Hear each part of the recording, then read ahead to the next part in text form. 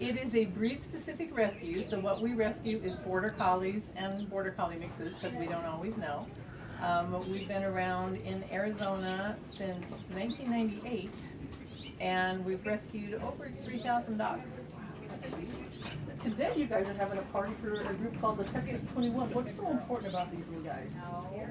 Well, it was a massive rescue.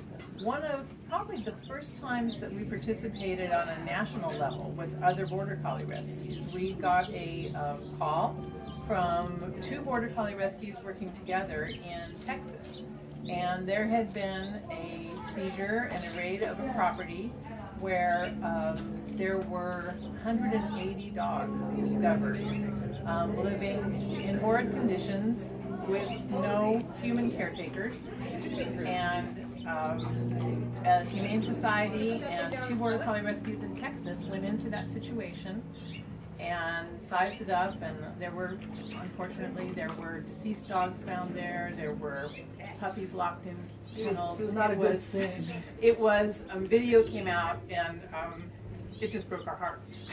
So you guys here in Arizona, you guys got two vans and a bunch of crates, and you went over. Why would you go across the states for this? Well, we're dedicated to the breed, and it was an extreme need.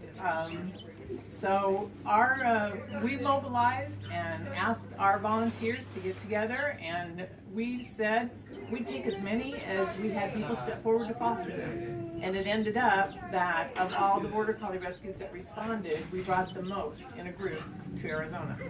Today is a celebration of that, isn't it? It is. It's our 6-year anniversary of our Texas 21. We sent 6 volunteers and 3 borrowed vans and all the crates we could shove in there, and brought back 21 dogs in just one overnight trip.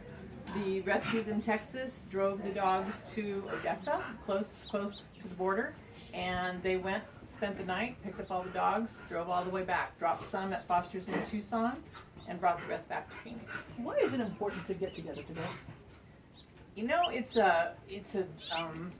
was a very special event in our rescue that I get choked up about it, that we remember extremely. It took us, they were the most shut down and least socialized dogs that we had ever taken in, the most difficult rescues, and there were so many of them. So when we brought them back, Foster's took them in. We had one dog that stayed with us over 3 years in a foster home before we finally found an adoptive home to take him. So this was long-term rescue. It wasn't, take in a cute border collie and find it a home. It was rehab, it was training, it was socialization, it was what we call extreme rescue. So it's important to celebrate that because we as a group took that on, and we're pretty proud of it. And today, the families who have adopted, you're getting to see the families and the Yes. animals again for the first Yes. time, correct? I don't think in the life of our rescue we'll ever forget Texas 21. And we've often dedicated pages to them in our calendar. We kind of keep that in front of people because it really represents the best of what we've ever accomplished. Kind of leads me to my next question. Some people might not know Arizona Border Collie Rescue. I mean, how can the community become part of this? Because I would imagine volunteers make this a success. We do nothing without volunteers, and particularly volunteer foster homes. If we don't have a place to put these dogs, we can't take them in. So there's dogs border collies that may be at risk in shelters. They may be needing to be rehomed because their families have a life change that they can't deal with. And we are actually the only border collie specific rescue in the region. There's no border collie rescue in Utah, Wyoming, Colorado, or New Mexico. So we are actually, and even we're the closest to El Paso, Texas. There are 2 in California, so we let them have California, but that's a lot of area and a lot of dogs to take care of. And we have a great base of volunteers. Couldn't do it without them. How can is there a website they can go to get more information? Yes, our website is AZBCR, Arizona Border Collie Rescue, azbcr.org. And we also have a Facebook page that I think we have over 4,000 members. So people all over the country kind of keep track of our dogs, and we tell their stories. It's so hard on the heart. Why do you do this? Well, there's a need. We're all dedicated dog lovers. We're dedicated to this breed, and it's not always an easy breed to live with. They're very active dogs. They need a lot of things to do, and sometimes people get a cute border collie because they saw one on TV. They are known as the most intelligent dog, so they're fun to do things with, but you need to do a lot of training, and they need a lot of things to do. So we get a lot of dogs that really are in the wrong homes, and they need to be rehomed, and we as a group want that to happen for them. What would you want to tell the people who's like, yeah, you know what, it's just a dog. It's not, you know, world peace or anything. Well, we know there might be a segment of the public that think we're just crazy dog people, but there's a lot of people that really love dogs, and there's a lot of rescues that do all kinds of breeds. We are very dedicated to this specific breed and mixes of this breed because we feel that we have become experts and we know their needs.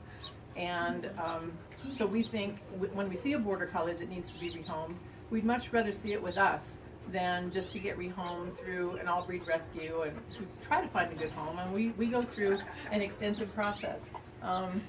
It's not easy to adopt one of our dogs, and sometimes we get criticized about that, but we know that the dogs we take in have already lost at least one home, and we don't want that to happen again.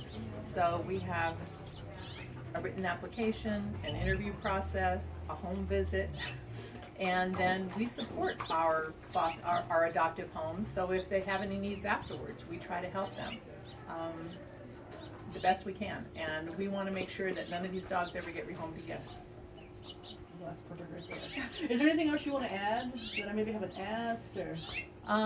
If people feel that they want to volunteer but they can't actually foster a dog, we have lots of ways for people to volunteer. Given that, you know, I said we kind of cover the region, we have transport needs. When we hear about a dog in New Mexico, somebody's got to get that dog from Las Cruces to Phoenix. So we have fundraisers. We take 90%, probably 95% of the funds that we both take in from adoption and the funds that we raise goes to vet care for the dogs. We've taken on some really extreme cases because we're dedicated to this breed. So sometimes we get dogs because people just can't afford the vet care they need, and we take them in and take care of them.